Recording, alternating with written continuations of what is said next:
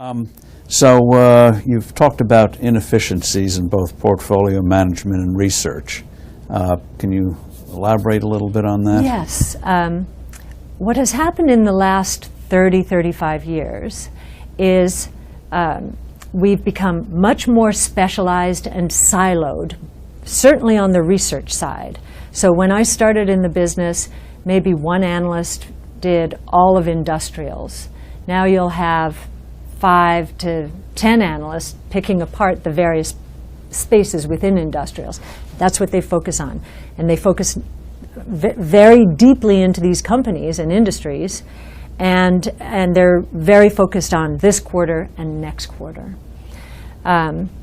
We are focused on disruptive innovation that cuts across economic sectors.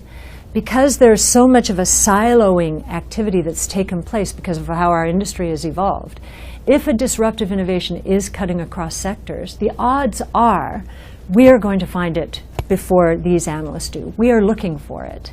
So we think that the inefficiencies in the business are disruptive innovation is not priced correctly, because people don't understand how big the ultimate opportunities are going to be. They're not sizing the opportunity. They're not analyzing the disruption. So 100 PE frightens them. 100 PE, they wouldn't touch it. And of course, we will have 100 PE stocks. We were talking about Athena. Athena's in both our genomic revolution theme and in our WebEx.0 theme. And that so is at 100. That touches on how the problem of trying to analyze some of these companies. Yes, they fall through the cracks. Is this a technology stock or is it a healthcare stock? It's both.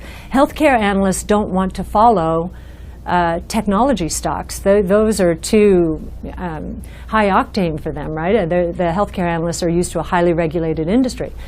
And technology analysts don't want to follow a healthcare stock because it's too regulated, the government's too much in the way. So you get these combinations like this, and people don't know how to price them, right? So Athena is at 100 times earnings. And the reason is the opportunity it has in front of it, being the electronic healthcare record company and revenue lifecycle management company and connector of patients, hospitals, insurance companies, and doctors. It is a huge opportunity that could be winner takes most.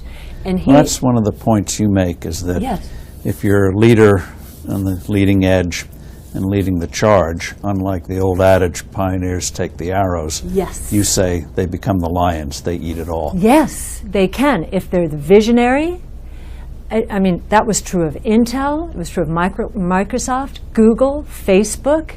I think it could be true of Athena. Tesla, everybody looks at Tesla and says, that's not possible. The R&D that these large auto companies are spending in the electric vehicle space swamps anything that Tesla could possibly do. Well, that misses the point that those R&D departments didn't get it right. They are still working with prismatic batteries. Tesla is riding down the cost curve of the consumer electronics industry. Small batteries. Why don't you do pre-IPO stocks?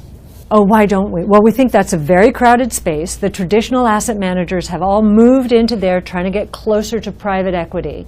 So what's interesting about that is we think a lot of the inefficiencies have been squeezed out there. Those stocks go public, they fall. You'll notice whether it's Facebook or LinkedIn or Twitter, they all come out, they all fall to earth. Lending Club, all fall to earth. We get to do more time to do more research and analysis, knowing they've been hyped, and we're able to pick our spots, right? What I think people are also missing, talk about inefficiencies, the opportunities that are being created today are trillion-dollar opportunities. I often say, I think that Amazon is a trillion-dollar stock. It's $240 billion right now.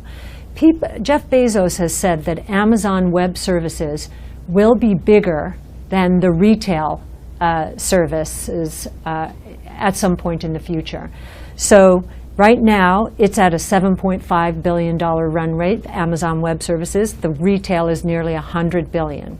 That's a long way to go. What he doesn't tell you is this is going to be 4 to 5 times as profitable.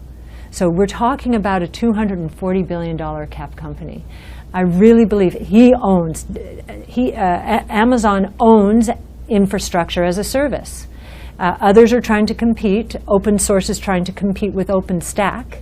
There are probably going to be 2 players, but Amazon owns that space. This is a $1 trillion idea. I think people are missing that.